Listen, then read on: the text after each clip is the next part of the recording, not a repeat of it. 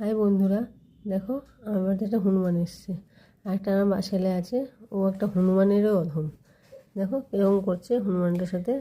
রোজ সকালবেলা আসবে, হনুমানটা আসবে, ওকে কিছু খেতে দিতে হবে। ও কি সুন্দর বসে বসে খায় জানলার মধ্যে টুকুর টুকুর করে। তা না, ওকে পিছন লাগবে। বিস্কুটটা নিতে ওর হাতের কাছে নিয়ে গিয়ে ওর হাতে, ওই দেখো দেখো, এর বদমাশি না, এর খুব বাদুরামু। দেখো, এই দেখো এবার দিল, এবার বসে বসে খাবে। এবার দেখো ওরকম কী করবে, ওর পিছনে লাগবে ওর সঙ্গে। ওই দেখো হনুমান, একটা হনুমান, এই একটা আমার বেটা হচ্ছে একটা অরিজিনাল হনুমান।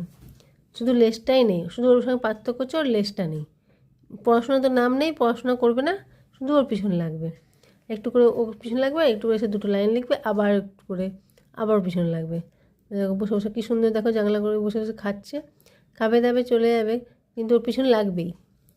ভালো লাগে দেখতে। রোজ সকালবেলায় আসবে আমার ঘরে, এসে ওকে কিছু খাবার দিতে হবে, খাবে, খাবে দাবে আবার চলে যাবে।